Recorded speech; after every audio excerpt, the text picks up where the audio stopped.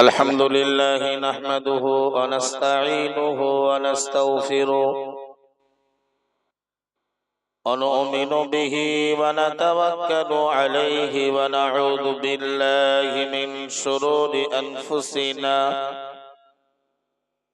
ومن سيئات أعمالنا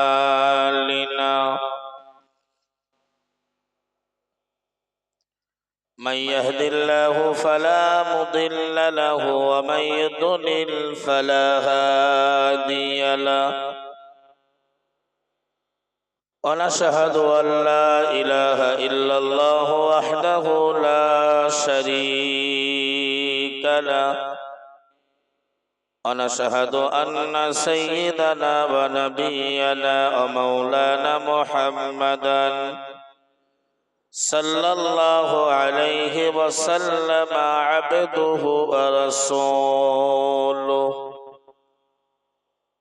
الذي أرسله تعالى بالحق بشيرا ونذيرا وداعيا إلى الله بإذنه وسراجا منيرا أما بعد فقد قال الله تعالى في كلامه المجيد الفرقان الحميد فأعوذ بالله من الشيطان الرجيم بسم الله الرحمن الرحيم إن الله وملائكته يصلون على النبي يا أيها الذين آمنوا صلوا عليه وسلموا تسليما اللهم صل على سيدنا وعلى آل سيدنا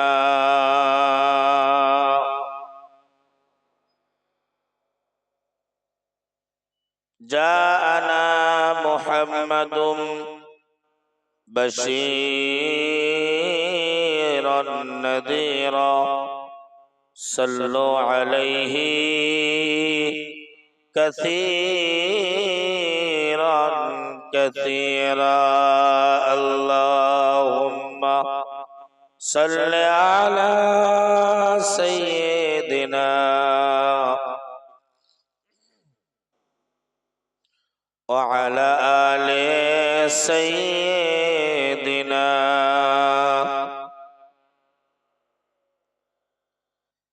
কলেমা সঙ্গের সাথী কলেমা গোরের বাতি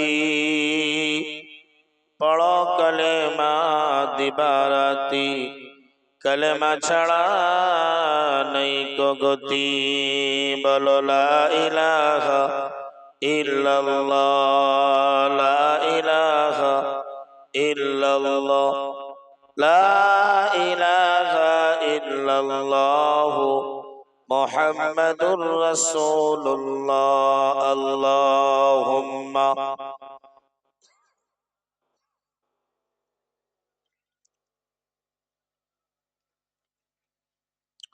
وعلى آل سيدنا مولانا محمد সকলে বলেন সাল্লাল্লাহু আলাইহি ওয়াসাল্লাম। মুআজ্জাজ মুকাররম সামিঈনে কিরাম, সমবেত ভাবে আল্লাহ পাকের শাহী দরবারে আমরা শুকরিয়া আদায় করি, যিনি আমাদেরকে বড় ভালোবেসে মহব্বত করে এই দ্বীনি মাজলিসে কোরআন সুন্নাহর আলোকে দিন শরিয়াতের কিছু গুরুত্বপূর্ণ কথা বলা ও শোনার মতো সুযোগ সুবিধা দান করেছেন। স্রষ্টার প্রতি সবাই নিবেদিত প্রাণে কালিমাতুল হামদি ও শুকরি আদায় করি, বলেন আলহামদুলিল্লাহ। প্রাণপ্রিয় রসুল, আমাদের রাহবার পথ প্রদর্শক বিশ্বনবী সৈয়দুল মুরসালিন, খাতামুন নবীন, শাফিউল মুযনিবিন, রাহমাতুল লিল আলামিন। প্রাণপ্রিয় রসুলের প্রতি আমরা সবাই প্রাণ উজাড় করে মহব্বতের সঙ্গে দরুদ পাঠ করি। বলেন সাল্লাল্লাহু আলাইহি ওয়াসাল্লাম।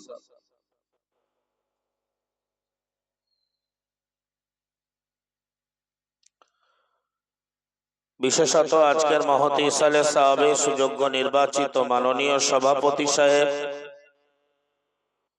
আমার পূর্বে বিদায় নিলেন। অল ইন্ডিয়া সুন্নাতুল জামাতের মাগরিবি বাঙ্গাল আঞ্জুমানে ওয়াইসিনের সহ সভাপতি বন্ধুবর মাওলানা মুফতি মুসা সর্দার সাহেব, পরবর্তীতে আপনাদের মাঝে আসবেন আমাদের চশমে চেরাগ, আমাদের রাহবার মুজাদ্দিদুস জামানের সিলসিলার অন্যতম হাতিয়ার মহামান্য মুফতি সাহেব হুজুর কিবলা, এবং শেষে আপনাদের এলাকার কৃতি সন্তান খাদিজাতুল কুবরা বালিকা এতিমখানার ডিরেক্টর বন্ধুবর মাওলানা মুফতি রজব আলী সাহেব, তৎসহ সামনে উপবিষ্ট বিভিন্ন বয়সের বিভিন্ন স্তরের সম্মানিত বয়োজ্যেষ্ঠ মুরব্বী আমার বাবাজিরা, তরুণ যুবক ভাইয়েরা, স্নেহাশিস ছোট বাচ্চারা, পর্দার আড়ালে অবস্থিতা মা ও বোনেরা, শ্রেণী বিশেষ সকলকে আন্তরিক অভিনন্দন, সালাম, শুভেচ্ছা, মোবারকবাদ জ্ঞাপন করছি। নাহমাদুহু ওয়া নুসাল্লি আলা রাসূলিহিল কারীম, আম্মা বা'দ। قال الله تعالى في كتابه: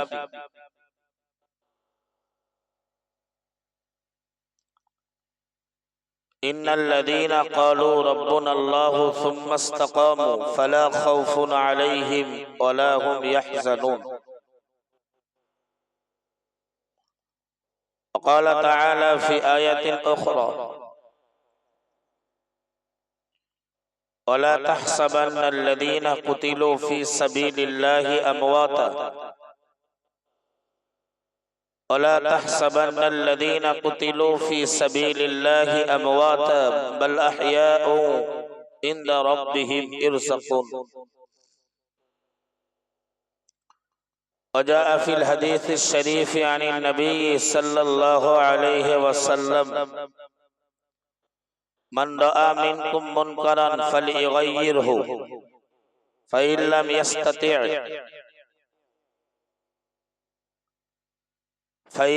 يستطع فبلسانه وإن لم يستطع فبقلبه أو كما قال عليه السلام.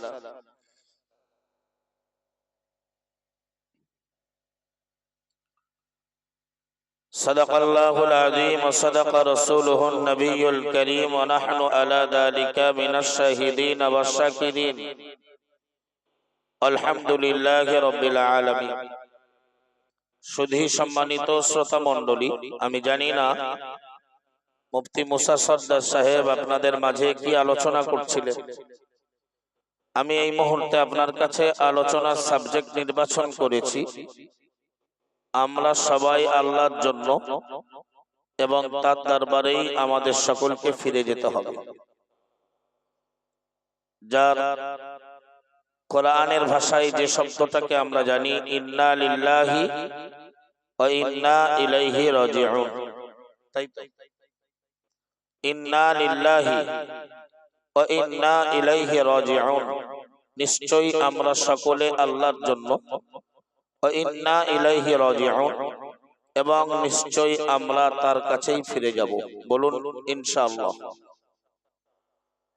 তবে এই যাওয়ার মধ্যে সবথেকে শ্রেষ্ঠতম যাওয়া হলো,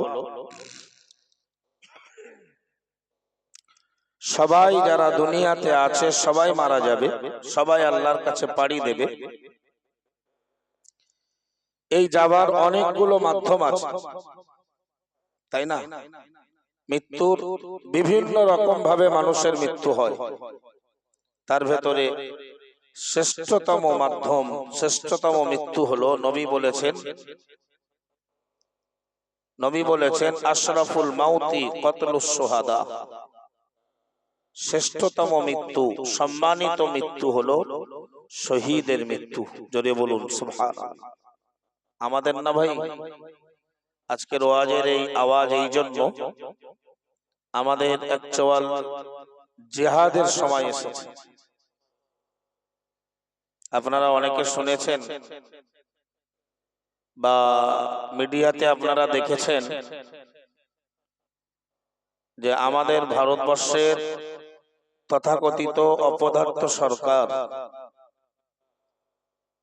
আরএসএস দ্বারা সংগঠন দ্বারা পরিচালিত বিজেপি দলটা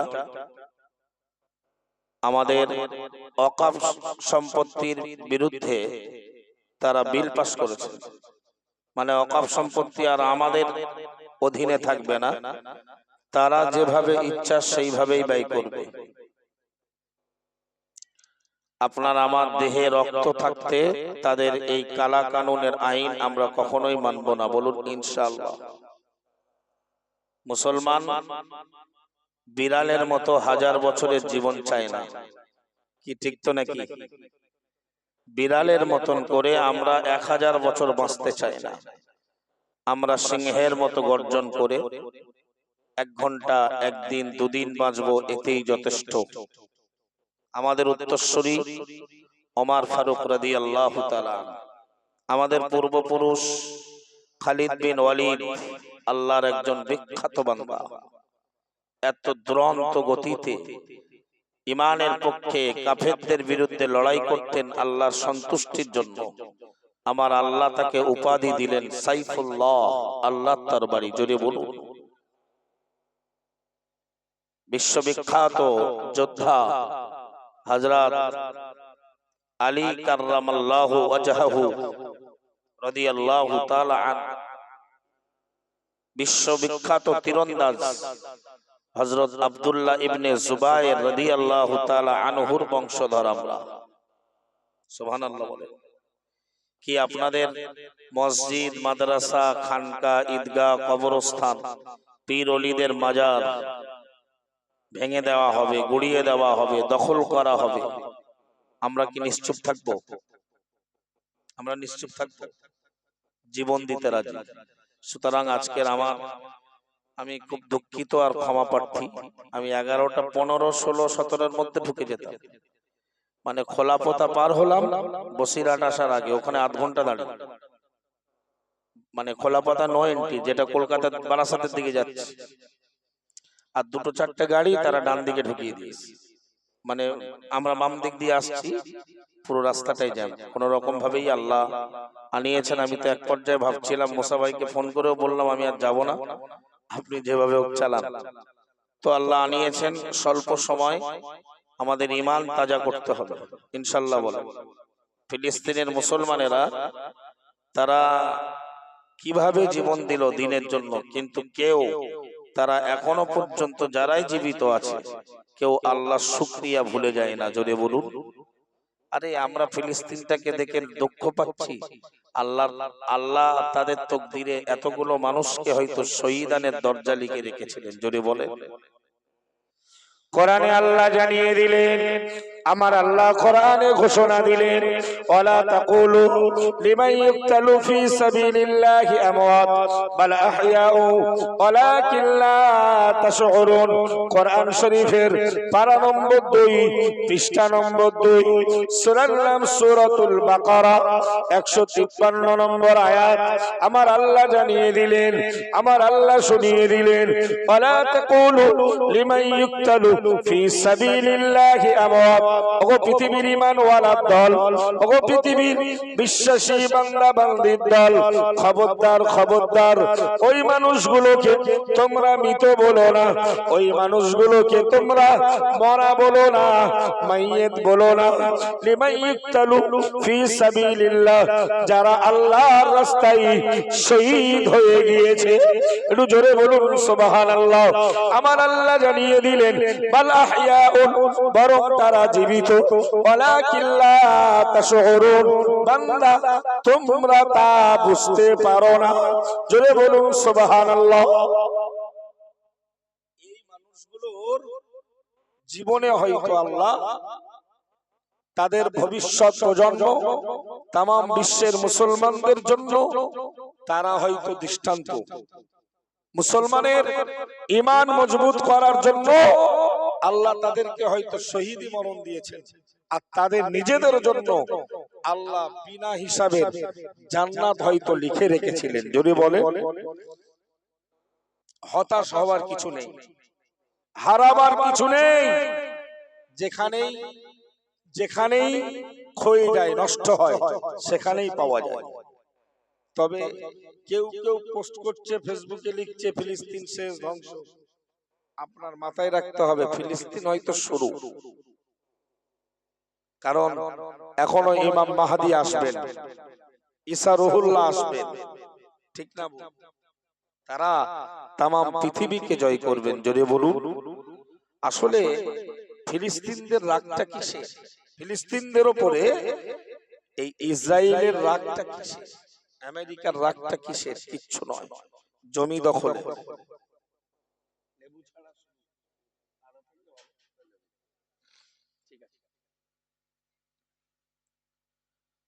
অ্যাকচুয়াল হিটলারের জামানায়, হিটলার নাম শুনেছেন তো? 60 লক্ষ ইহুদিকে হত্যা করেছে। 60 লক্ষ ইহুদি হত্যা করেছিল। কেন? তাদের সঙ্গে তারা মুনাফিকি করেছিল, কথা রাখি। এই ইহুদি জালিয়াতেরা, এরা আমার নবীর জামানায়ও দাগাবাজি করেছেন, ধোঁকাবাজি। নবীর জামানাতেও ইহুদিরা প্রচুর পরিমাণে রাসূলের সঙ্গে তারা কথার খেলাফ করেছে। মদিনার খাজরাজ, আওয়াজ গোত্র, এরা সব ইহুদি সম্প্রদায়, বানু কুরাইজা, এরা রাসূলের সঙ্গে বিশ্বাসঘাতকতা করেছে। হিটলারের সঙ্গে বিশ্বাসঘাতকতা করলে হিটলার এক পর্যায়ে 60 লক্ষ ইহুদিকে ধ্বংস করে দেন, হত্যা করে দেন। এখন এরা জাপান থেকে, জার্মান থেকে বিতাড়িত। আমেরিকার কাছে গিয়ে এরা প্রাণ ভিক্ষা চাইলো যে একটা কুকুরেরও সারাদিন পরে তার বিশ্রামের একটা গন্তব্যস্থল থাকে। থাকে না? থাকে না? একটা কুত্তা সারাদিন এর দৌড়ে তার দৌড়ে ও বাড়ি সে বাড়ি ঘুরে ফিরে ও নির্ধারিত একটা গন্তব্যস্থল রাতে সেখানে বিশ্রাম করে, ঠিক না? তো ইসরায়েলরা আমেরিকার কাছে প্রাণ ভিক্ষা চাইলো যে আমাদের কমপক্ষে একটা থাকার আশ্রয় করুন। ফিলিস্তিনের ভূমিটা অনেক বড়, অনেক জায়গা। আমেরিকার তখনকার প্রেসিডেন্ট, সম্ভবত এটা 1945 সালটার হতে পারে, উনি সেই সময় ফিলিস্তিনের যিনি রাষ্ট্রপতি ছিলেন, রাষ্ট্র পরিচালক ছিলেন, তার কাছে প্রাণ ভিক্ষা চাইলো ইসরায়েলের পক্ষে যে তোমাদের তো অনেক জমি পড়ে আছে, ইসরায়েলকে বসবাস করতে দাও। ফিলিস্তিনি সেদিন তাদেরকে অসহায় ভেবে, অভাবী ভেবে, জায়গা নাই, থাকার জায়গা নাই ভেবে তাদের জায়গা দিয়েছিল ফিলিস্তিন। পরে আমেরিকার সঙ্গে হাত মিলিয়ে আমেরিকার গুপ্তচর ইসরায়েলের মতো জারজ সন্তানেরা এরা ফিলিস্তিনটাকে পুরো দখল করতে চাচ্ছে। আমাদের দেশের তথাকথিত সরকার, মোদিজি, অমিত শাহ রাষ্ট্রপতি, স্বরাষ্ট্রমন্ত্রী, এদের চিন্তা চেতনা, এরা আমাদের অনেক অকাপ সম্পত্তি ভোগ করছে।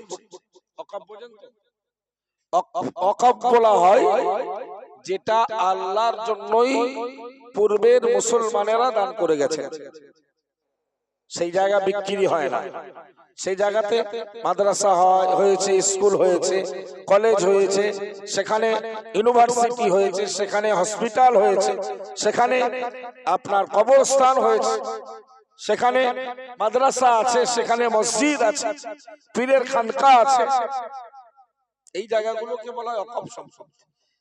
আমাদের তো কলকাতার ইডেন গার্ডেন, খোদ আমাদের বাংলার বুকে ইডেন গার্ডেন, মহামালান বা ওই সমস্ত ক্লাবগুলো, তারপর ইস্ট বেঙ্গল ক্লাব, তারপরে আপনার অনেক মানে সরকারি সরকারি অফিস আদালত সব আমাদের মুসলমানদের অকাপ সম্পত্তির ওপরে, এগুলো ভোগ করছে সরকার, হচ্ছে না। এরা আমাদের দেশের অপদার্থ প্রধানমন্ত্রী, অযোগ্য মন্ত্রী, দেশের বিমানবন্দর বিক্রি করে দিল, ট্রেনের বিক্রি করে দিল, দেশের আগ্রার তাজমহল পৃথিবীর সপ্তম আশ্চর্যের একটা, সেটাও লিজে দিয়ে দিল। এরপরে দেখলো কি করে ব্যবসা চালানো যায়, তো দেখলো মুসলমানদের অকাপ সম্পত্তি পড়ে আছে বিঘা বিঘা, শত শত হাজার হাজার বিঘা। তো ওখানে হানা মারা যাক, ওই জমি জায়গা দিয়ে খানিকটা ব্যবসা করি।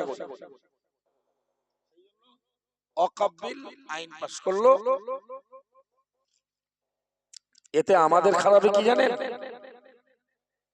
আমাদের একচোয়াল মসজিদ, মাদ্রাসা, কবরস্থান আমাদের হাতে আর কিছু থাকবে না। উত্তরপ্রদেশের ভিডিও দেখেছেন? 300 বছরের পুরানো এই কবরস্থান বুলডোজার দিয়ে ভেঙে দেওয়া হলো, 2-4টে মাদ্রাসা তালা পড়ে গেছে। এবং সেখানকার আরেক জারজ সন্তান যোগী, সে তো বলেই দিয়েছে যে ওয়াকফ দেশের আইন, ওয়াকফ বিল যে পাস করা হয়েছে এটা সরকারের আইন, এর বিরুদ্ধে প্রতিবাদ করলে জেলে যেতে হবে। তার মানে সেই তৃতীয় বিশ্বযুদ্ধের অপেক্ষা হচ্ছে। সেই জন্য আজকে ঈমান মজবুতীকরণের কিছু কথা বলছি ভাই। সামনের দিন অত্যন্ত ভয়ঙ্কর, আমাদের মাঠে আসতে হবে। ঐক্য, মুসলমানদের ঐক্যর সঙ্গে একেবারে কাঁধে কাঁধ মিলিয়ে ওয়াতাসিমু বিহাবলিল্লাহি জামিয়া, শুধুমাত্র আল্লাহ আমার রব, ইসলাম আমার ধর্ম, এই কথার উপরে কে লম্বা টুপি, কে গোল টুপি, কে আহলে হাদিস, কে বেরেলি, কে কোন দলের আর দেখার সময় নেই। এখন দেখার সময় আমরা আমাদের ঈমানের জায়গা এক থেকে আমাদের দাবি দাবা আমাদেরকে ছিনিয়ে নিতে হবে। কেউ আমাদের পক্ষে নয়, কেউ আমাদের পক্ষে নয়।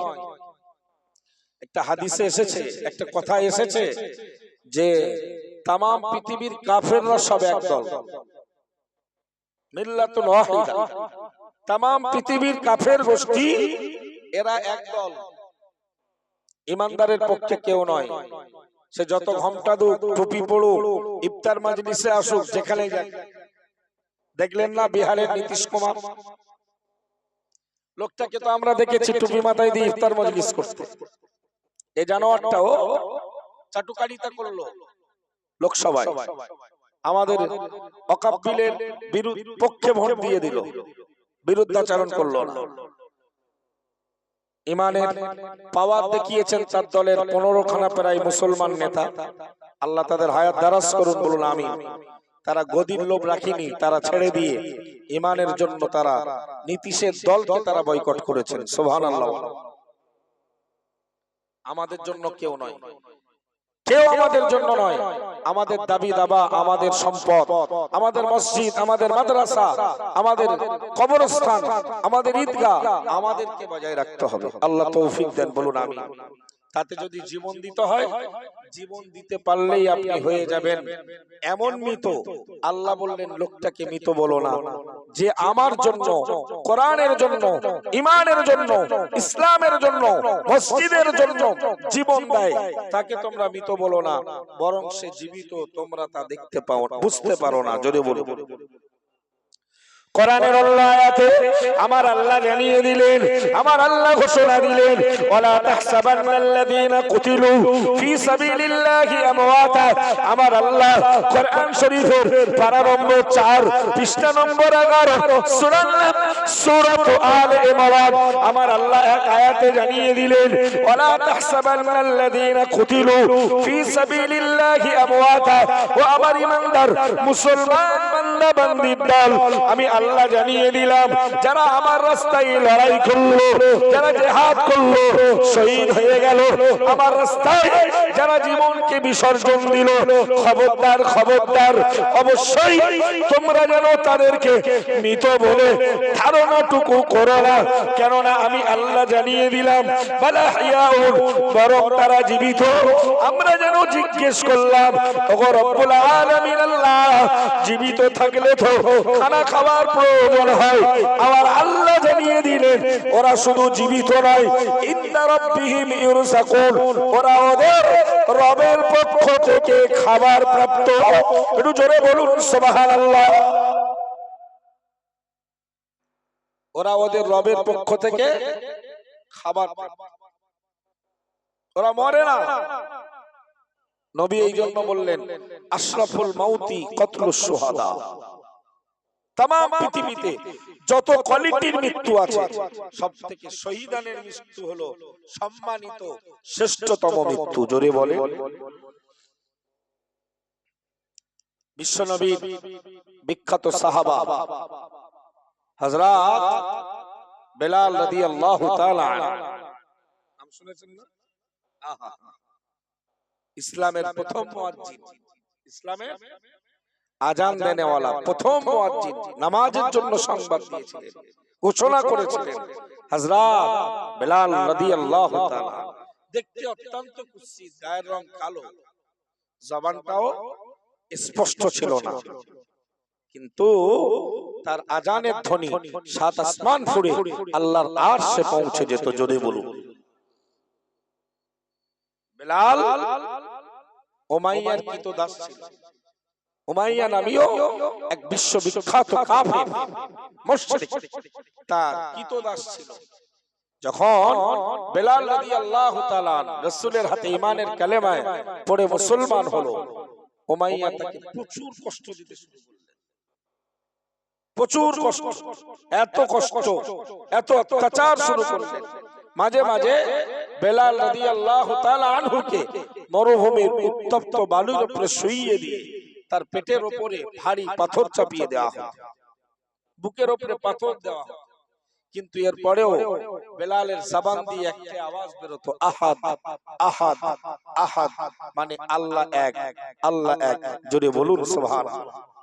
কি মুসলমান, আজও সেই আল্লাহ এক নাকি দ্বিতীয় আছে? কোরআনে আল্লাহ জানিয়ে দিলেন, কুল হুয়াল্লাহু আহাদ আল্লাহুস সামাদ লাম ইয়ালিদ ওয়া লাম ইউলাদ ওয়া লাম ইয়াকুল লাহু কুফুয়ান আহাদ। আমার আল্লাহ জানিয়ে দিলেন, হাবিবুল্লাহ মুহাম্মদুর রাসূলুল্লাহ সাল্লাল্লাহু আলাইহি ওয়াসাল্লাম, নবী তুমি জানিয়ে দাও, নবী তুমি ঘোষণা দিয়ে দাও, হুয়াল্লাহু আহাদ, আল্লাহ তাআলা তিনি একক। একটু জোরে বলুন সুবহানাল্লাহ।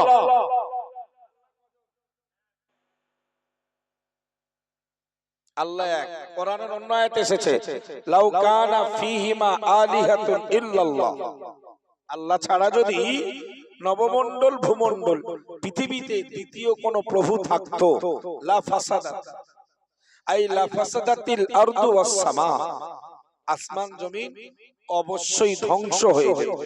কেন? খোদাই খোদাই ঘুষি ঘুষি, খোদাই খোদাই লড়াই হয়। এক খোদা বলতে এখন গ্রীষ্মকাল, দ্বিতীয় খোদা বলতো না এখন বর্ষাকাল, তৃতীয় খোদা বলবে ওসব চলবে না, এখন ঠান্ডা দেবো, বরফ ফেলবো, শীতকাল। তাহলে খোদাই খোদাই লড়াই হতো না? নেতায় নেতায় চলছে লড়াই, হুজুরে হুজুরে চলছে লড়াই। হ্যাঁ, যে যে লেভেলের তাদের সঙ্গে তাদের লড়াই চলছে। তাহলে আল্লাহ এক।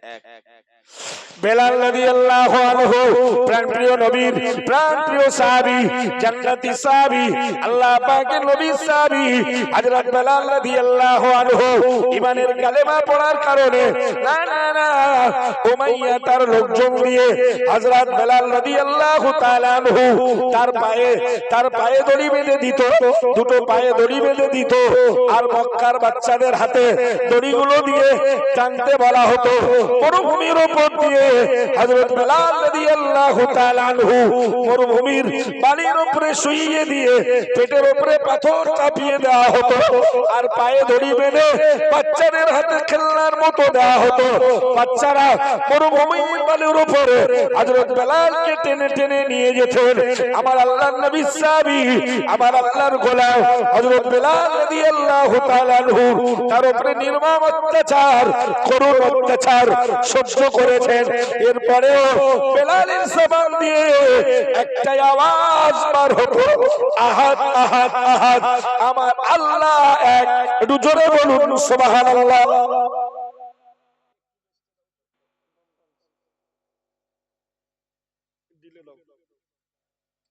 ভাই আমার, আমরা সেই বেলালের উত্তরসূরি, আমরা বেলালের উত্তরসূরি।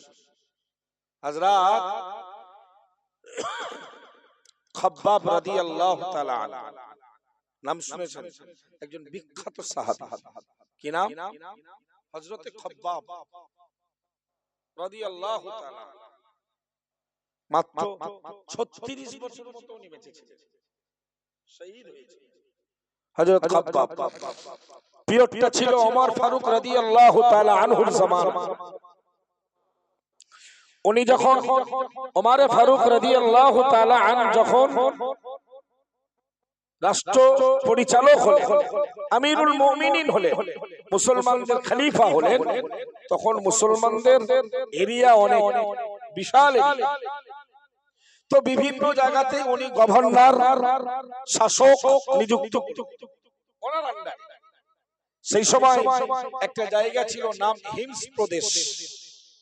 কি নাম? এই জায়গার শাসক গভর্নর নিযুক্ত করা হলো একজন নবী সাহাবী, নাম সাঈদ বিন আমির রাদিয়াল্লাহু তাআলা আনহু। সাঈদ বিন আমির হিমস প্রদেশের গভর্নর।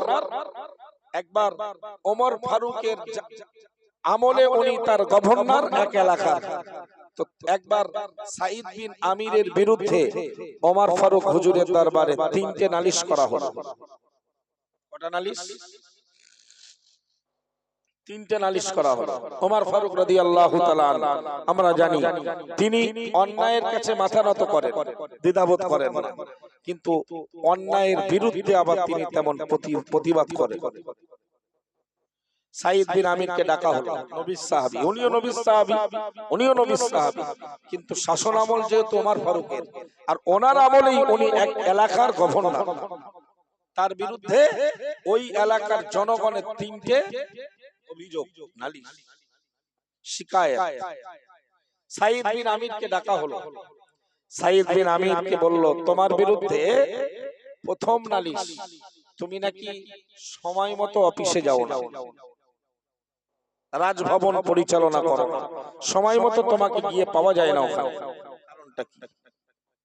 দ্বিতীয় নালিশ, তুমি সপ্তাহে একদিন ইচ্ছাকৃত কামাই করো অফিস। তৃতীয়ত, তুমি অফিসে গেলেও কাজে মন দাও না, সব সময় অচৈতন্য ভাবে পড়ে থাকো, নিজের খেয়াল খুশি মতো কাজ করো। তুমি যদি 3টে অভিযোগের উপযুক্ত জবাব না দিতে পারো, ওমর ফারুকের বিচারে তোমার জীবনও যেতে পারে, জেলও হতে পারে, জরিমানাও হতে পারে, আর তোমার এই যে গভর্নর নিযুক্ত করেছি এই পদ থেকে অপসারণও করা হবে। বলুন সুবহানাল্লাহ। এর নাম ইসলাম। ইসলাম একটা শান্তির ধর্ম। কিসের ধর্ম? তাহলে সেই ধর্ম জিহাদ করতে বলে কি? কোরআনে আল্লাহ জানিয়ে দিলেন, আমার আল্লাহ জানিয়ে দিলেন, অকাতিলুল কাফিরিনা ওয়াল মুশরিকিনা ফি নারি জাহান্নামা খালিদিনা। আমার আল্লাহ জানিয়ে দিলেন, তোমরা মুনাফিকদের সঙ্গে, মুশরিকদের সঙ্গে লড়াই করো যতক্ষণ তারা তোমাদের সঙ্গে লড়াই করে। ইসলাম শান্তির ধর্ম। একটা প্রশ্ন হতেই পারে না যে ইসলাম যখন শান্তির ধর্ম, ইসলাম কেন লড়াইয়ের কথা? বুখারী শরীফের 2য় খণ্ডটা কিতাবুল মাগাজি, মানে যুদ্ধ লড়াই সংগ্রাম দিয়েই বাব কায়েম করা হয়। সুবহানাল্লাহ বলে। যারা আসলে আমাদেরকে সন্ত্রাস বলে মুসলমানদের, আসলে এদের ইতিহাস জানা নেই। মুসলমান কখনো লড়াই করার ঝগড়া করার পক্ষে নয়। আসলে মুসলমানকে পায়ে পা বাঁধিয়ে লড়াই আর ঝগড়া বাঁধানো, তখন তো নিজেদের রক্ষা করার জন্য, নিজেদের ধর্মকে বাঁচানোর জন্য তো লড়াই করতেই হয়। এই দেখেন, এর আগে মোগল সাম্রাজ্য ওই পিরিয়ডে ধরো সব ওয়াকফ সম্পত্তি দিয়ে গিয়েছে মুসলমানেরা। ব্রিটিশরা 200 বছর ধরে রাজত্ব করলো, এরাও কিন্তু একবারও ভাবিনি যে ওয়াকফ সম্পত্তি কেড়ে খাবো। ওরা বুঝলো এটা এদের ধর্মীয় ব্যাপার, এখানে কোনো হাত দেওয়া যাবে না। এটা খুব ভয়ঙ্কর। ব্রিটিশরা হাত দিল না, বরং ব্রিটিশরা তার পক্ষে আইন তৈরি করে। তারপরে 77-78 বছর ধরে দেশ চলে আসছে। অটল বিহারী বাজপেয়ীও তো তিনি বিজেপি সরকার, একবার না দুবার। মনমোহন সিং ছিলেন, বহু আরো এর আগে বহু অনেক প্রধানমন্ত্রী তারা অতিবাহিত হয়েছে। কিন্তু আজকে নতুন করে মুসলমানদের পায়ের উপরে পা তুলে দিয়ে ওয়াকফ সম্পত্তি দখল করা মানে তোরা একটু নেচে কোদে ওঠ, আমাদের পায়ে। এই যে লড়াই, এটা তো আমাদের পক্ষ থেকে নয়, বরং এটা আমাদের বাঁচার লড়াই, এটা বাঁচানোর লড়াই, এটা দেশের সংবিধান রক্ষার লড়াই, এটা ওয়াকফ সম্পত্তি বাঁচানোর লড়াই, এটা ভারতের মানুষের লড়াই। এটা মুসলমান হিন্দু লড়াই নয়। কত কথা বলছে যে কাজটা কখনো ঠিক নয়।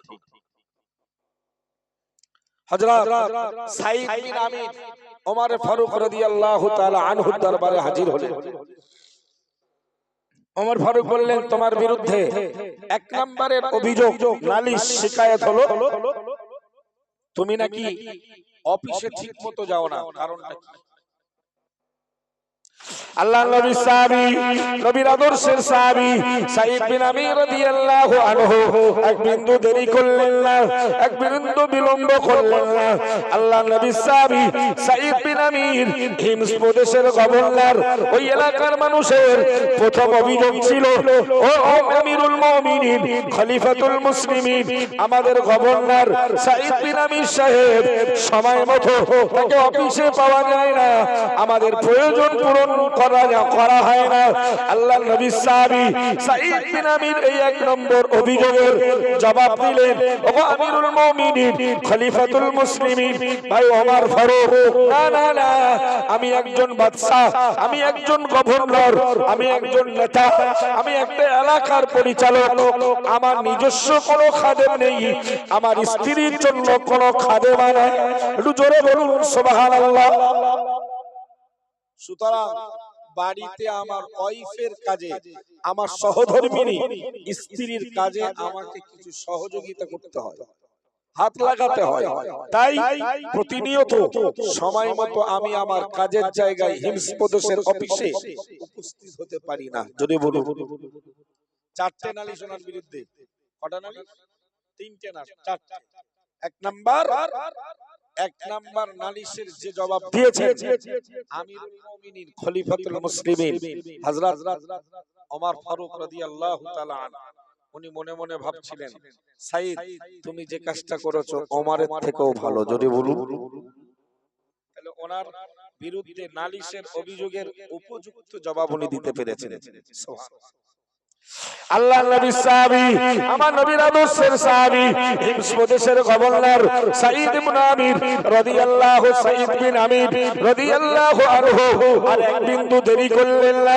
তার বিরুদ্ধে ওই এলাকার জনগণের 2য় নম্বর শিকায়েত ছিল, 1 সপ্তাহে 1 দিন ইচ্ছাকৃত তিনি অফিস কামাই করেন, তিনি যান না, ছুটি করেন।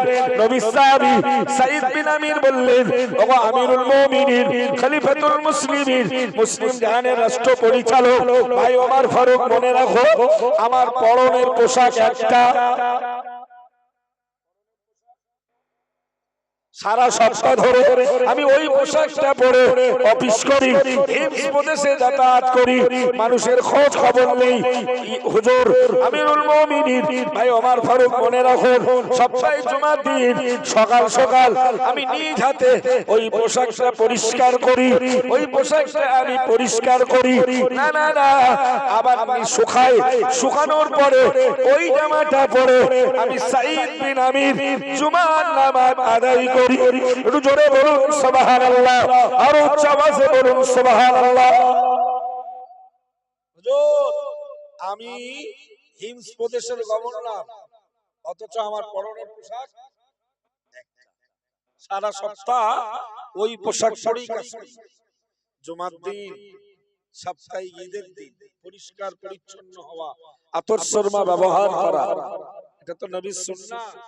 আমি নিজ হাতে পরিষ্কার করি, কাপড়টা শুকিয়ে গোসল টোসল করে জুমার জন্য প্রস্তুতি নেই। এই জন্য জুমার দিনে আমার অফিসটা কাজা হয়। যদি বলে হযরত ওমর ফারুক রাদিয়াল্লাহু তাআলা আনহু মনের ভেতরে ভাবলেন, সাঈদ বিন আমির তুমি তো অত্যন্ত দুরন্ত এক ভালো কাজের অধিকারী। যদি বলুন এমন আচরণ হয়তো আমার ভেতরেও নাই। আল্লাহু আকবার। আসলে কি নবীর সাহাবীরা সব তো আকাশের নক্ষত্র। নবী বলেছেন আসহাবী কান নুজুম, আমার সাহাবীরা আমাকে যারা ঈমানের হালাতে আমার সঙ্গ লাভ করেছেন, আমার সহচর বৃন্দরা, এরা আসমানের প্রজ্বলিত নক্ষত্র। জোরে বলো ফাবিআইয়ি ইক্তাদাইতুম, তাদের যাকেই তোমরা অনুসরণ করবে, আমি নবী বলে যাচ্ছি ইক্তাদাইতুম, তোমরা সবাই জান্নাতের রাস্তার পথিক হয়ে যাবে। আর একটু মন খুলে বলে ওনার বিরুদ্ধে তৃতীয় নম্বর নালিশ। হুজুর আমরা অনেক সময় রাতে ওনার বাড়িতে বিপদে পড়ে আসি। আমিরুল মুমিনিনকে বলছে জনগণ বলছে হুজুর আমরা অনেক সময় রাতে বিপদে পড়ে সাঈদ বিন আমিরের বাড়িতে আসি, কিন্তু আমাদের ডাকের কোনো জবাব দেন না হযরত সাঈদ বিন আমির সাহেব, আমাদের নেতা, আমাদের গভর্নর, আমাদের ডাকে রাতে কোনো সাড়া দেয় না, আওয়াজ দেয় না। আমরা হতাশ হয়ে যাই, নিরাশ হয়ে যাই, হতভম্ব হয়ে পড়ি, কি করব না করব। সাঈদ বিন আমির রাদিয়াল্লাহু তাআলা আনহু হিমস প্রদেশের গভর্নর, আর দেরি করলেন না, আর বিলম্ব করলেন না। হুজুর আমার জানিয়ে দিলেন, আমিরুল মুমিনিন খলিফাতুল মুসলিমিন ভাই ওমর ফারুক মনে রাখুন, প্রিয় নবী মুহাম্মদুর রাসূলুল্লাহ সাল্লাল্লাহু আলাইহি ওয়াসাল্লাম হুজুর আমার জানিয়েছেন, হুজুর আমার শুনিয়ে দিয়েছেন, ও আমার সাহাবীরা, ও বাবা সাহাবীরা, তোমরা এশার নামাজ পড়ো, তাড়াতাড়ি করে তোমরা ঘুমিয়ে পড়ো, তোমরা বিশ্রামে চলে যাও। রাতের কিছু অংশ অতিবাহিত হলে তোমরা উঠে জাগ্রত হয়ে যাও, তোমরা ওযু বানিয়ে নাও, তাহাজ্জুদের নামাজে তোমরা আল্লাহর সঙ্গে সম্পর্ক স্থাপন করো। জোরে বলুন সুবহানাল্লাহ। নবীকেও আমার আল্লাহ বলেছেন আমিনাল লাইলি ফাতাহাজ্জাত বিহি নাফিলাতাল লাক, 29 পারা সূরা মুজাম্মিলের আয়াত। হাবিব রাতের কিছু অংশ তোমার রবের জন্য নফল ইবাদত বান্দেগীতে তুমি ব্যয় করো। আসা আইয়াবা আসাকা রব্বুকা মাকামান মাহমুদা, তোমার রব আশাবাদী খুব শীঘ্রই তোমাকে প্রশংসনীয় স্থান মাকামে মাহমুদে পৌঁছে দেওয়া হবে। জোরে বলুন। যে লোকটা বলে আমি আল্লাহর বান্দা, আমি আল্লাহর গোলাম, আমি আল্লাহকে ভালোবাসি, আমি আল্লাহর বান্দা, সে একাকিত্ব ভাবে একাকী রূপে আল্লাহর সঙ্গে প্রেম করে না, এই লোকটা কথা দাবি মিথ্যা।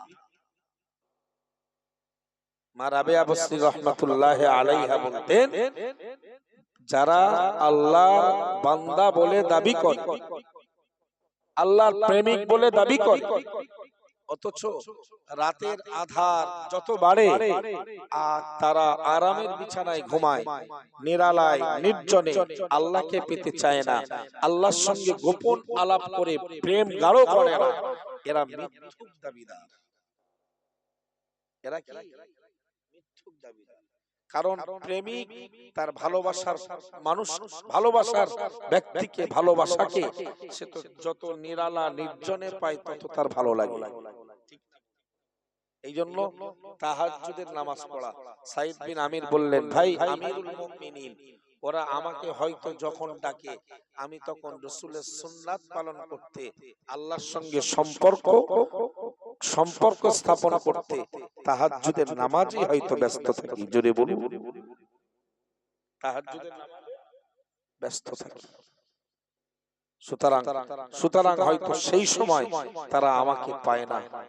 হুজুর, এর জন্য আমার এটা তো রাসূলের সুন্নাত, সকাল সকাল শুয়ে পড়া, ঘুমিয়ে পড়া, আর রাতের কিছু অংশ অতিবাহিত হলে দাঁড়িয়ে দাঁড়িয়ে আমার আল্লাহর সঙ্গে নিগুড় সম্পর্ক তৈরি করা। যদি বলে ওনার বিরুদ্ধে 4 নম্বরের নালিশটা, উনি অফিসে ঠিক সময় মতো গেলেও কিন্তু কাজ কাম করে না, অমনোযোগী, অলস হয়ে পড়ে থাকে, অচৈতন্য হয়ে পড়ে থাকে, মানুষের প্রয়োজন পরিপূর্ণ হয়।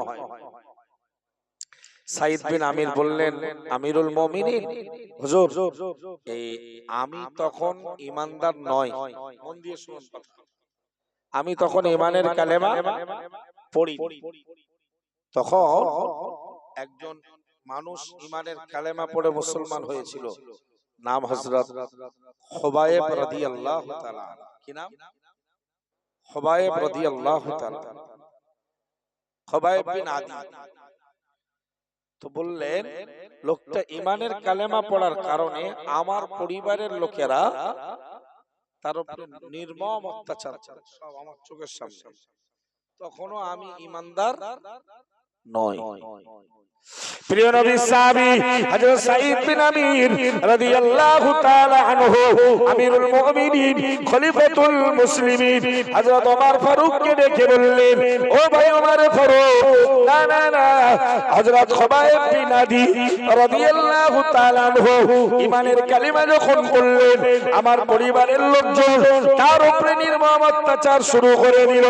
খুবাইবকে তারা বলল, খুবাইব তুমি ঈমান ছেড়ে দাও, মুহাম্মদকে তুমি ছেড়ে দাও।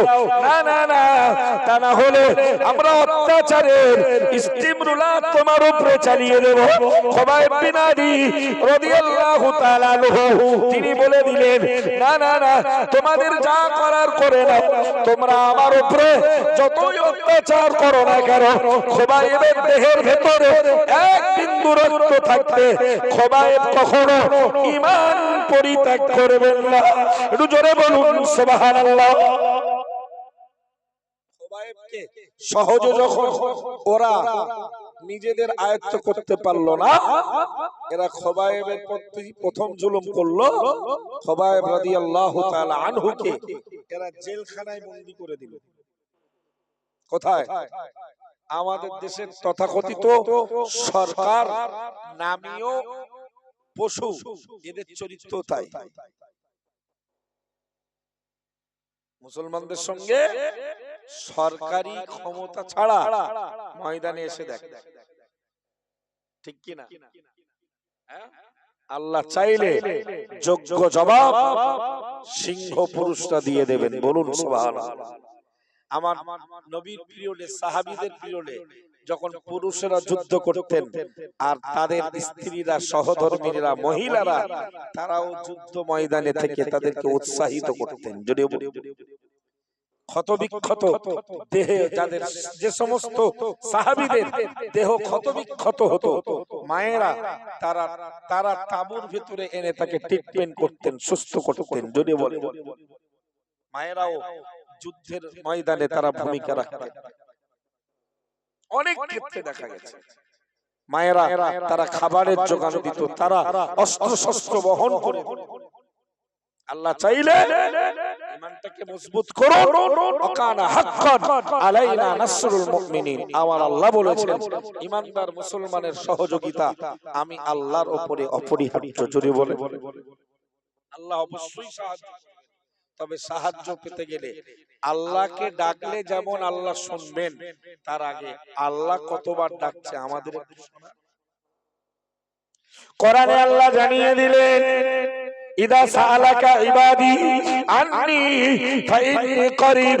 আমার আল্লাহ বললেন, ও নবী মুহাম্মদুর রাসূলুল্লাহ সাল্লাল্লাহু আলাইহি ওয়াসাল্লাম, আমার বান্দাগুলো, আমার বান্দীগুলো আপনার কাছে এসে আমার ব্যাপারে জিজ্ঞেস করবে, ইয়া রাসূলুল্লাহ, ইয়া হাবিবাল্লাহ, ইয়া রাসূলুল্লাহ, ইয়া হাবিবাল্লাহ, হুজুর আপনি বলে দিন, হুজুর আপনি জানিয়ে দিন, হুজুর আপনি ঘোষণা দিন, আল্লাহ তাআলা আমাদের রব, আমাদের প্রতিপালক আল্লাহ তাআলা তিনি কোথায় থাকেন, আমাদের থেকে দূরে না কাছে? আমার আল্লাহ জানিয়ে দিল, হাবিবুল্লাহ মুহাম্মদুর রাসূলুল্লাহ তুমি শুনিয়ে দাও, ফাইন্নী করিবুন, আমি আল্লাহ তাআলা আমার বান্দাদের নিকটে থাকি। একটু জোরে বলুন সুবহানাল্লাহ।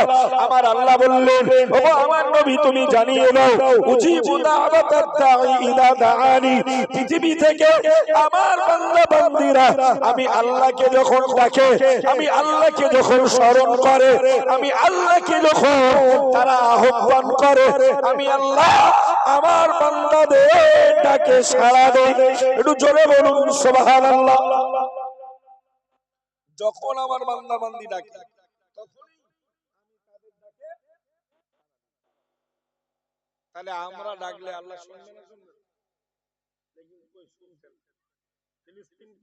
ফিলিস্তিনের ব্যাপারে আল্লাহকে ডাকতে ডাকতে ফিলিস্তিন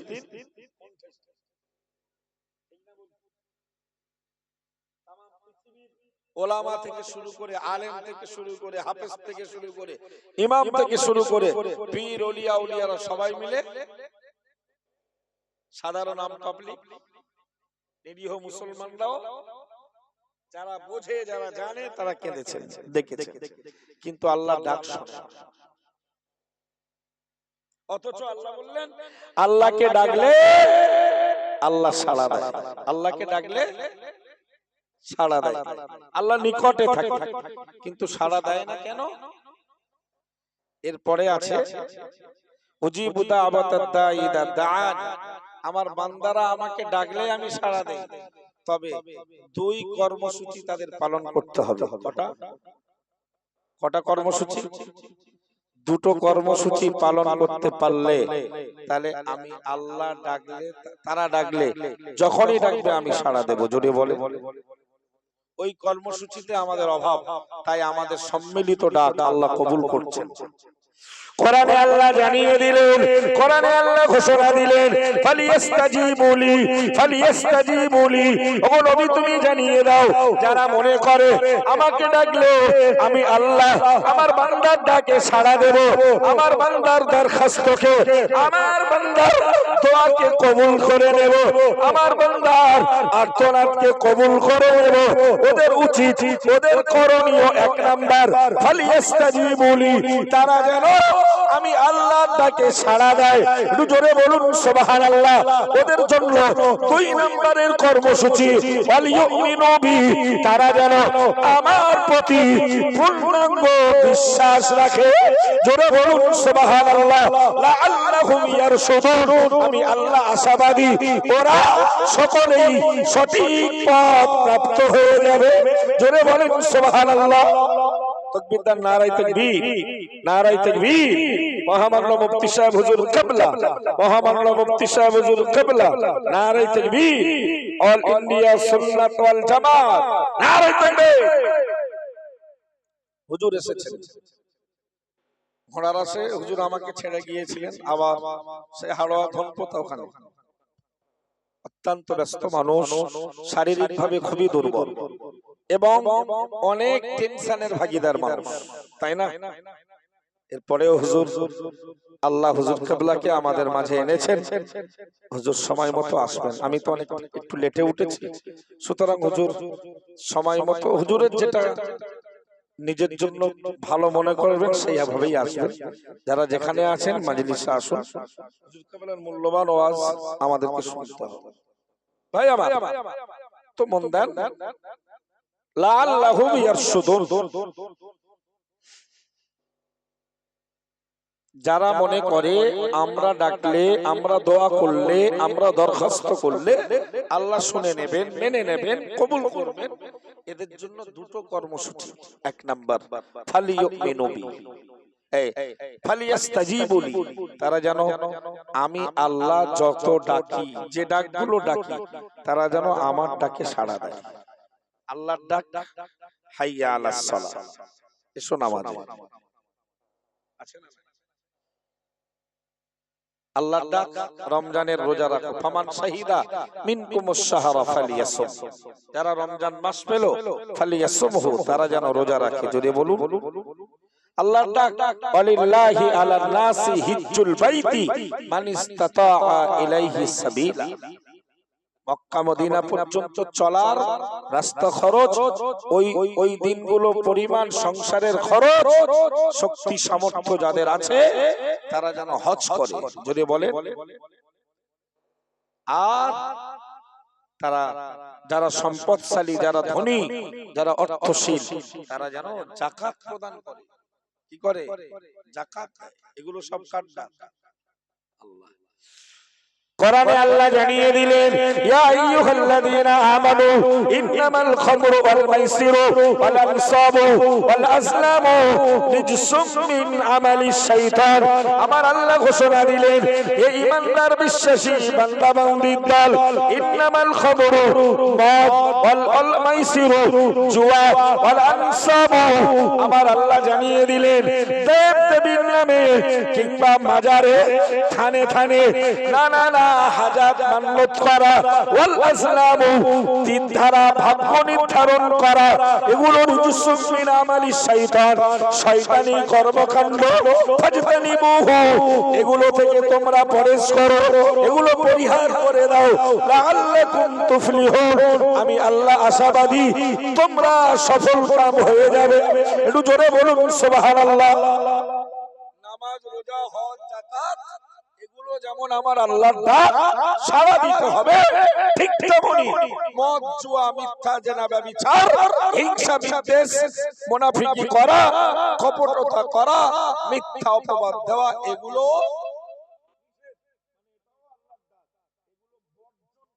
আল্লাহর ডাক। আদেশ মানা, নিষেধ ছাড়া, এই দুটোই হলো আমার আল্লাহর ডাক। যারা মনে করে আমাদের দোয়া, আমাদের দরখাস্ত, আমাদের নিবেদন আল্লাহর কাছে কবুল হোক, এদের উচিত এক নম্বরের কর্মসূচি, এরা যেন ফালিয়াস্তাজিবু লি, এরা যেন আমি আল্লাহর ডাকে সাড়া দেয়। কোরআনে আমার আল্লাহ বললেন, ইয়া আইয়ুহাল্লাযীনা আমানুস্তাজিবু লিল্লাহি ওয়া লিরাসূলি ইযা দাআকুম লিমা ইহয়িকুম, আমার আল্লাহ জানিয়ে দিলেন, হে ঈমানওয়ালার দল, ইস্তাজিবু লিল্লাহি ওয়া লিরাসূলি ইযা দাআকুম, আল্লাহ এবং তার রাসূল যখন তোমাদেরকে ডাকবে, আহ্বান করবে, না না না, তোমরা আল্লাহ আল্লাহ রাসূলের ডাকে সাড়া দেবে। লিমা ইহয়িকুম, বিনিময়ে আমার আল্লাহ তোমাদেরকে জীবন দেবে। একটু জোরে বলুন সুবহানাল্লাহ।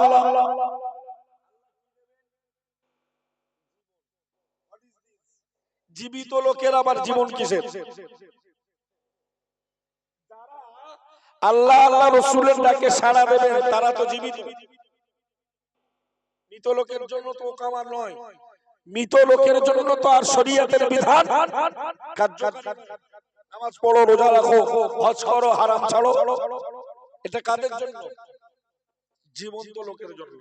সুতরাং জীবন্ত লোকেরা আল্লাহ তাদেরকে বললেন, তোমরা আল্লাহ আর তার রাসূলের ডাকে সাড়া দাও, বিনিময়ে আল্লাহ পুরস্কার স্বরূপ তোমাদেরকে দেবেন একটা জীবন। তার মানে ওই কথাটার অর্থ এভাবে বুঝতে হবে, আমরা অরিজিনাল যে জীবন নিয়ে বেঁচে আছি এটা জীবন নয়, এটার নাম মরণ। কারণ এর শেষ পরিণতি মৃত্যু। এর শেষ পরিণতি মৃত্যু। কিন্তু আল্লাহ যে জীবন দেওয়ার কথা বলেছেন, ওই জীবনটা হলো আখিরাতের জীবন, যে জীবনে লা ইয়ামুতু ফিহা ওয়ালা ইয়াহইয়া, মানুষ মরবেও না আর নতুন নবজাতক কোন শিশু জন্মাবেও না, ওটা হলো আখিরাতের জীবন। এই জীবনটা প্রকৃত জীবন না, কারণ যে জিনিসের এক্সপায়ার আছে, যে জিনিসের এন্ড সমাপ্ত, যে জিনিসের শেষ আছে, ওটা প্রকৃত অরিজিনাল নয়। একমাত্র জীবন্ত আমার আল্লাহ, হুয়াল হাইয়ুল কাইয়্যুম, তিনি চিরঞ্জীব ছিলেন, আছেন, থাকবেন। বাকি দুনিয়ায় যারা আমরা আছি ছিলাম মৃত। আল্লাহ জানিয়ে দিলেন কাইফা তাকফুরুনা বিল্লাহি কুনতুম আমওয়াতা, ওরে বান্দা কেমন করে আমি আল্লাহ অস্বীকার করলি, আমার আল্লাহকে, আমি আল্লাহকে নাফরমানি করলি, আমি আল্লাহকে অবিশ্বাস করলি। কুনতুম আমওয়াতা, বান্দা তোমরা ছিলে মৃত, ফাহিয়াকুম, আমি আল্লাহ তোমাদেরকে জীবন দিলাম, তুম্মা ইমিতুকুম, আমি আল্লাহ আবার তোমাদেরকে মৃত বানিয়ে দেব, তুম্মা ইহয়িকুম, অথবা তোমাদেরকে আমি আল্লাহ আবার কবর থেকে ওঠাবো। একটু জোরে বলুন সুবহানাল্লাহ। বান্দা কেমনে ভুলে গেলে আমাকে? ছিল তো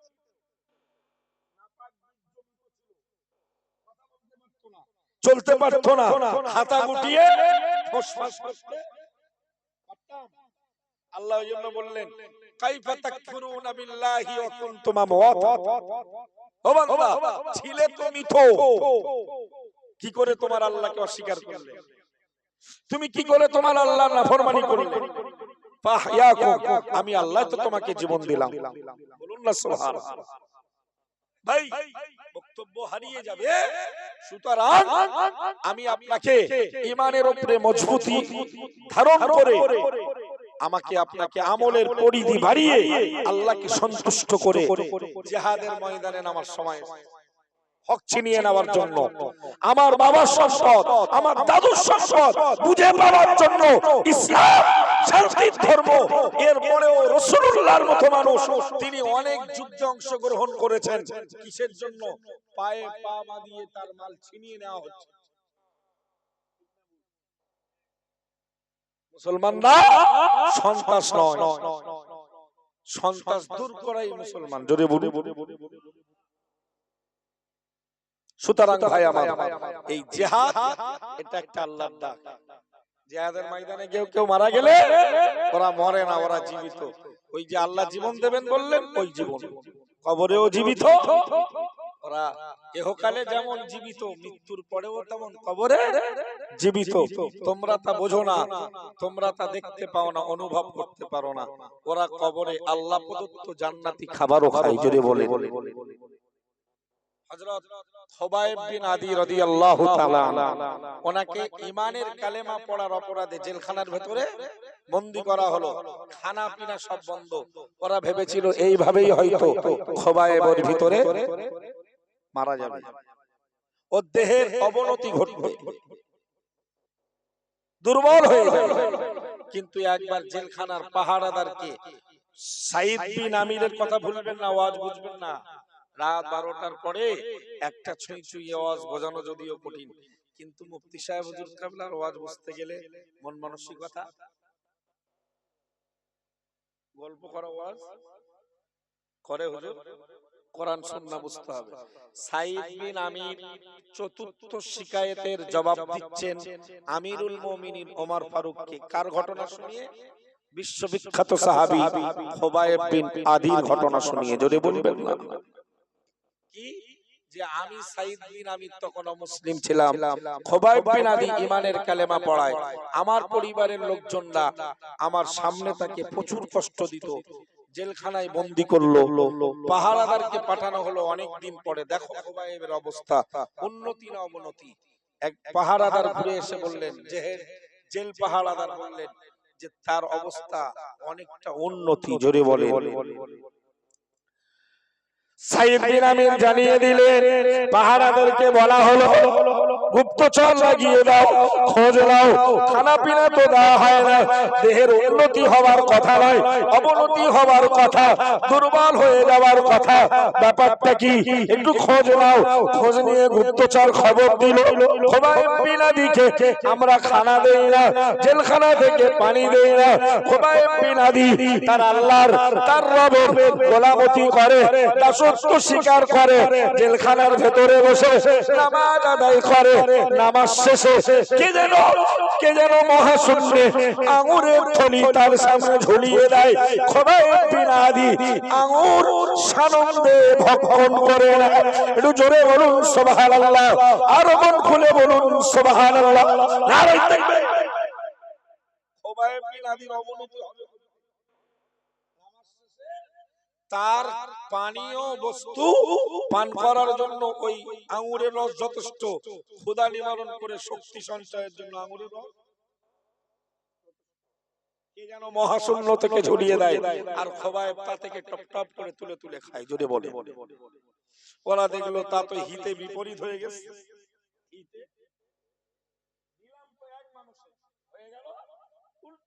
চলো জেলখানা থেকে খোবাইবকে বার করো।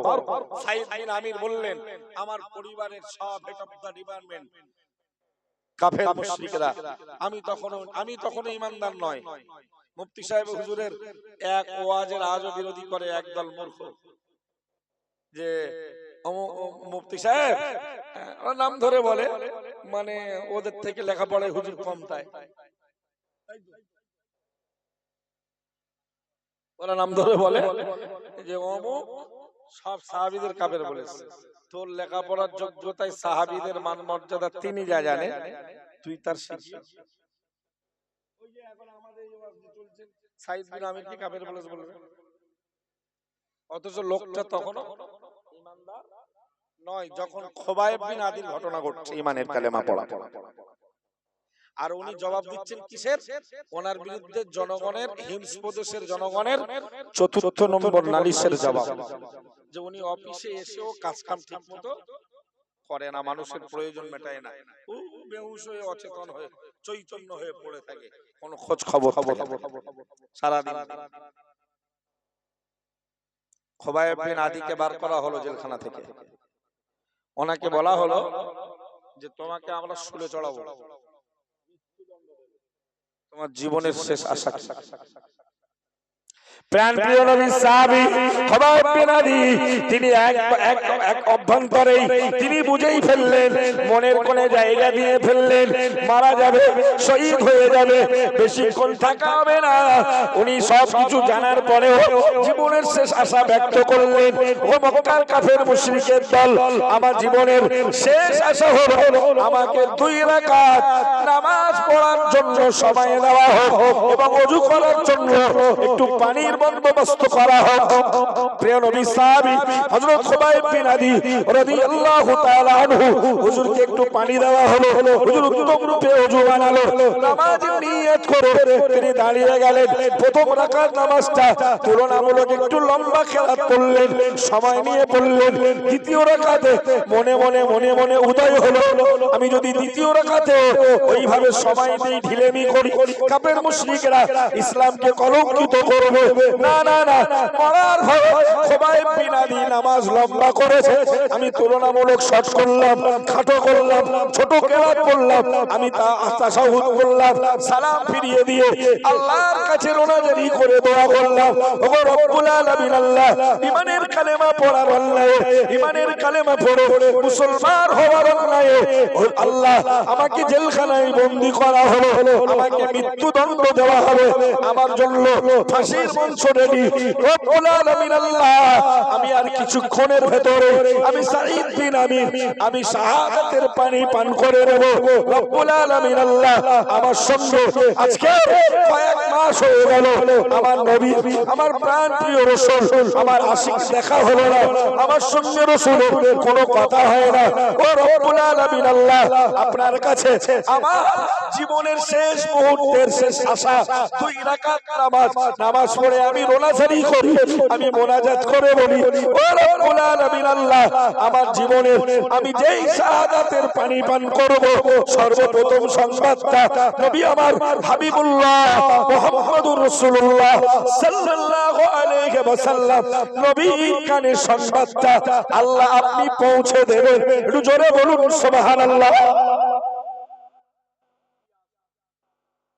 আল্লাহ আমার মৃত্যু সংবাদ, শাহাদাতের প্রথম সংবাদ আপনি আমার নবীকে শুনিয়ে দেবেন, কারণ আমার নবীর হাতেই কালেমা পড়ে আপনাকে ছেড়েছি।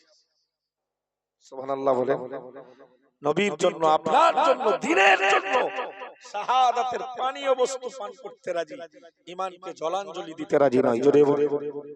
মসজিদ, মাদ্রাসা, ঈদগাহ, কবরস্থান সব দখল করবেন, প্রতিবাদ হবে, মিছিল হবে, নামাজ হবে না। কেসা হোগা?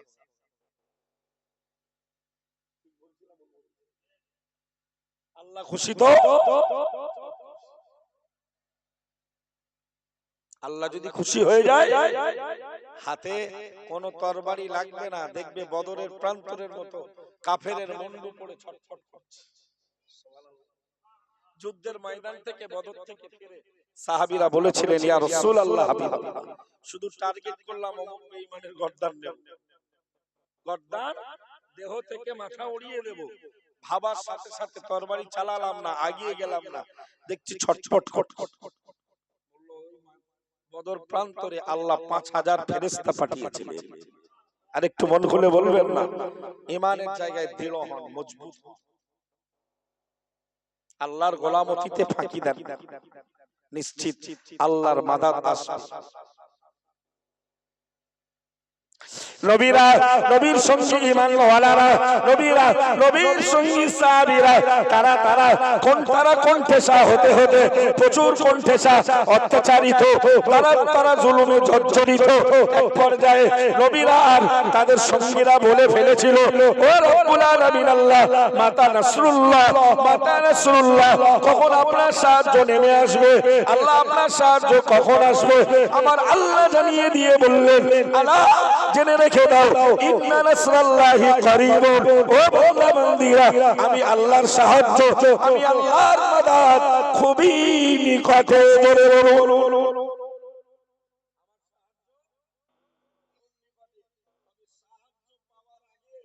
আমার ডাকে সাড়া দে, বিশ্বাসটা মজবুত কর। লাআল্লাহুম ইয়ারশুদুন, জয়ের উন্মুক্ত রাস্তা এমনি পেয়ে যাবি। জোরে বলে। মিশরের জমিন থেকে নবী মুসাকে আল্লাহ বললেন, চলো শামে। পেছনে দলবল সহ ফেরাউন ধাওয়া করলো না? যেতে যেতে যেতে যেতে যেতে যেতে ব্যাস লোহিত সাগর, পারাপারের স্টিমার নেই, নৌকা নেই, জাহাজ নেই, ওভারব্রিজ নেই, সেতু নেই, পোল নেই, কিচ্ছু নেই। নবী মুসার কওম বনি ইসরাইল, নবী মুসার ভক্ত বনি ইসরাইল গোষ্ঠী বলল, ইন্না লামুদরাকুন। ও নবী মুসা আলাইহিস সালাম, আজ আর বাঁচার রাস্তা নেই, আজ অবশ্যই ধরা পড়বে, আজ অবশ্যই ধরা পড়ে যাও। আমার নবী মুসা কালিমুল্লাহ আলাইহিস সালাম, আল্লাহর নবী মুসা কালিমুল্লাহ আলাইহিস সালাম, উনি বললেন, ক্বালা কাল্লা, ক্বালা কাল্লা, কখনোই তা হতে পারে না, কখনোই তা মেনে নেওয়া যায় না। ইন্না মাইয়া রাব্বি সায়াহদিন। ও আমার উম্মতেরা, হে আমার কওমের লোকেরা, মনে রাখো, ইন্না মাইয়া রাব্বি, নিশ্চয় আমার সঙ্গে রয়েছে আমার রব, আমার প্রতিপালক, সায়াহদিনী, খুব শীঘ্রই তিনি আমাকে রাস্তা দেখিয়ে দেবেন। চিন্তা ভাবনা করছেন, আল্লাহ বললেন, ফাদরিব বিআসাকাল বাহর। মুসা, লাঠি আর হাতে রাখলে হবে না, সাগরে। সুবহানাল্লাহ বলবেন না? একমাত্র হাতিয়ার লাঠি, একমাত্র হাতিয়ার, আর পেছনে ওরা সশস্ত্র বাহিনী, অস্ত্র শস্ত্র সহ বিরাট বড় বাহিনী ফেরাউন। আর মুসা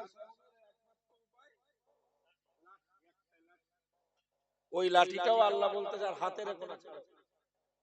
মুসার বুদ্ধি আর বিবেক বলছিল, মুসারে খবরদার যেন লাঠি ছাড়িস না, বাঁচার একমাত্র উপায় আল্লাহ 100 ডিগ্রি উল্টো উল্টো আল্লাহ মেসেজ করে দিল, ওহী নাযিল করলো, ওয়াদরিব বিআসাকাল বাহর, সাগরের উপরে হাতের লাঠি ছাড়ো। যদি বলুন, বাস ফানফালাকা ফাকানা কুল্লু ফিরকিন কাত্তাউদিল আযীম। যদি বলুন, আল্লাহ সুন্দর ওভার ব্রিজের ব্যবস্থা করে। ভরসা কার উপর ছিল? ওনার কওমের লোকেরা বলছিল হুজুর আজকে শিওর ধরা পড়ে যাবো, ইন্না লামুদরা ধরাশয়ী হয়ে যাবে।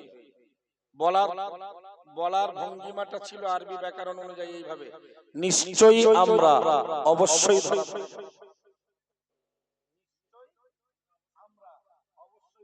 যাব, কথার তাকিদটা বুঝতে পারছেন? নিশ্চয়ই আমি অবশ্যই তোরে মারব।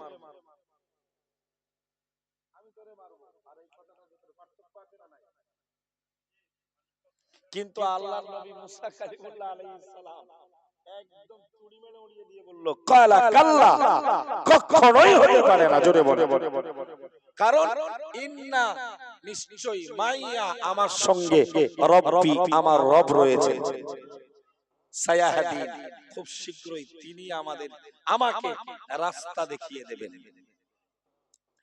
আল্লাহর নবী মুহাম্মদ রাসূলুল্লাহ সাল্লাল্লাহু আলাইহি ওয়াসাল্লামের প্রাণপ্রিয় সাহাবী গারে সুরের ভেতরে হুজুর আমার সাহাবী আবু বকরকে নিয়ে আত্মগোপন করলেন।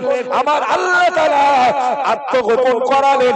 আমার আল্লাহর নবী সাহাবী আবু বকর রাদিয়াল্লাহু তাআলা আনহু গুহার ভেতর থেকে, গর্তের ভেতর থেকে পায়ের আওয়াজ শুনতে পাচ্ছিল, তাদের ফিসফিস করে কথা বলার আওয়াজ শুনতে পাচ্ছিল। নবী সাহাবী আবু বকর কাঁদে, আবু বকর হুজুর চিন্তায় পড়ে যায়। আমার নবী ঘুম থেকে জেগে উঠে বললেন, আবু বকর কাঁদো কেন? আবু বকর বললেন, ইয়া রাসূলুল্লাহ হাবিবাল্লাহ, শত্রুপক্ষ আমাদের গুহার কাছাকাছি এসে গেছে, ওরা যদি একবার ভেতরে প্রবেশ করে আবু বকর চলে যাবে, হাজারো আবু বকর তৈরি হয়ে যাবে। ইয়া রাসূলুল্লাহ হাবিবাল্লাহ, আপনার দিয়ে দিনটা আমার আল্লাহ কমপ্লিট করবেন, পরিপূর্ণ করবেন। ইয়া রাসূলুল্লাহ হাবিবাল্লাহ, যদি ওরা আপনাকে ধরে ফেলে দুনিয়া থেকে, হুজুর আপনাকে যদি ওরা দূরে সরিয়ে দেয়, যদি আপনাকে শহীদ করে দেয়, ইসলামের আওয়াজ স্তব্ধ হয়ে যাবে। আমার আল্লাহর নবী জানিয়ে দিল, আমার আল্লাহ কোরআনের আয়াত নাযিল করলো, আমার আল্লাহর নবী ওই আয়াত পড়ে জানিয়ে দিল, ও আবু বকর লা তাহজান, ও আবু বকর লা তাহজান, তুমি চিন্তা করো না, আবু বকর তুমি বিষণ্ণ হয়ে যেও না, আবু বকর তুমি হতাশ হয়ে যেও না, ইন্নাল্লাহ মা'ানা, আমি নবী আর তুমি দুজনে ভাই আমাদের সঙ্গে, তৃতীয় সঙ্গী আমার আল্লাহ আমাদের সাথে রয়েছে। একটু জোরে বলুন সুবহানাল্লাহ, আরো মন খুলে বলুন সুবহানাল্লাহ। কাফেররা যে আর সামনে মানুষ যাবার কোনো নিশানা নেই, বন জঙ্গল পড়ে যদি কোনো মানুষ দুজন যায় রাস্তার নিশানা তৈরি হয়, ওই গুহা পর্যন্ত শেষ, সামনে আর মানুষ যাবার কোনো নিশানা নেই। ওরা 100% বিশ্বাস করে এর ভেতরেই আছে আবু বকর আর মুহাম্মদ। নামতে গিয়ে দেখলো মাকড়সার জাল। কখনোই হতে পারে না যে মানুষ দুটের ভেতরে যাবে, জাল হতে পারে না। আবার তো কিছুক্ষণ পরে দেখছে সেখান থেকে পায়রা উড়ে আসছে, কেউ কেউ বলছে যা ওর ভেতরেই আছে। আর আবু বকর এই দৃশ্য সব জাগ্রত অবস্থায় উপভোগ করছে ভেতরে বসে। তাই উনি চিন্তিত, আমার নবী যদি চলে যায় তাহলে দুনিয়ার ইসলামের প্রদীপ নিভে যাবে, ইসলামের আওয়াজ নিস্তব্ধ হয়ে যাবে। আল্লাহ কোরআনের আয়াত, আবু বকর যেন না ভয় পায়, লা তাহজান, নবী বলে দাও আবু বকর চিন্তা করো না, বিষণ্ণ হয়ো না, হতাশ হয়ো না, ইন্নাল্লাহ মা'ানা, নিশ্চয়ই আল্লাহ আমাদের সঙ্গে রয়েছে।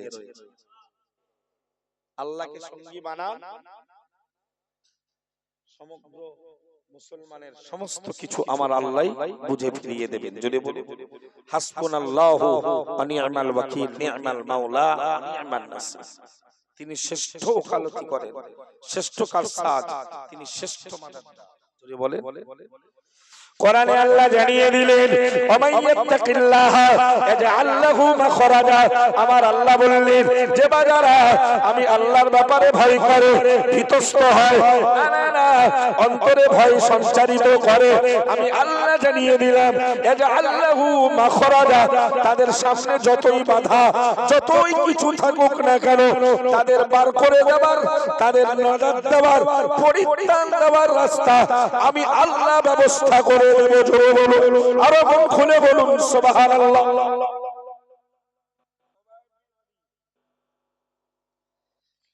নামাজ শেষ, দোয়া কমপ্লিট। উনি ওনাকে শুলে চড়ানো হলো।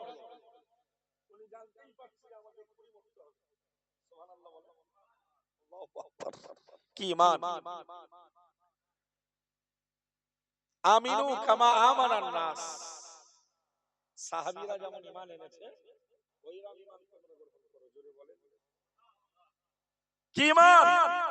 শুলে চড়ানো হলো, উনি বুঝতেই পারছেন আমি শাহাদাত বরণ করব।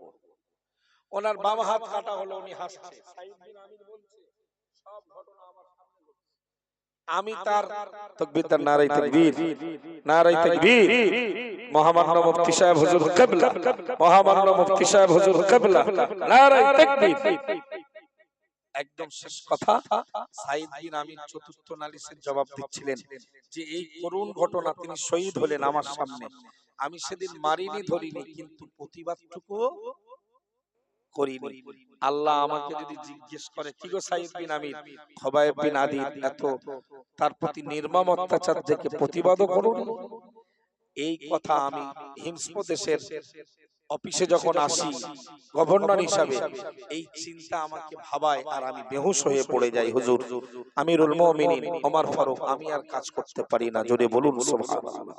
ভাই ত্রুটি আমি ক্ষমা চাইছি, ইতিবিক্ষিপ্ত যা কিছু বলেছি আল্লাহ আমাদেরকে মানার তৌফিক দেন। বলুন আমিন। কিবলা এসেছেন,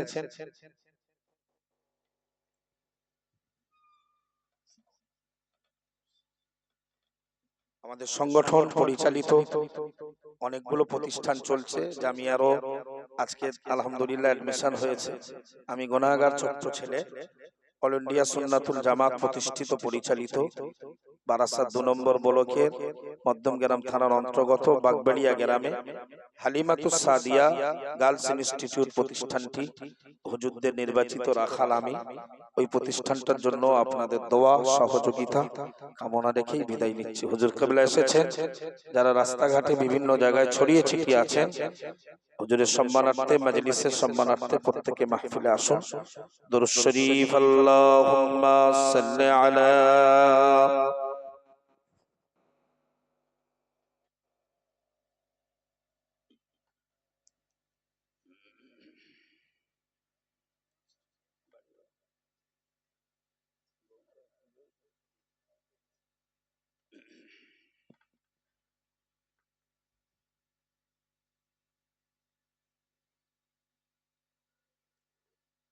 আসসালামু আলাইকুম।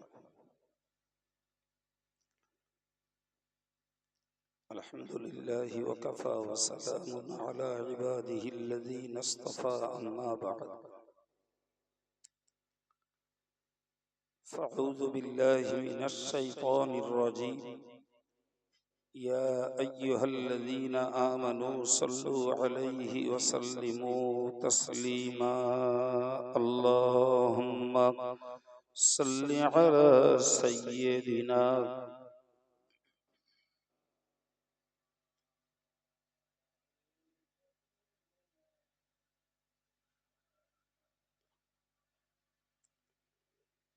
فقد قال الله تعالى في القرآن المجيد وفي الفرقان الحميد: أعوذ بالله من الشيطان الرجيم، وذكر فإن الذكر تنفع المؤمنين. وفي الحديث الشريف: السعيد موعظ بغيره، أو كما قال عليه الصلاة والسلام.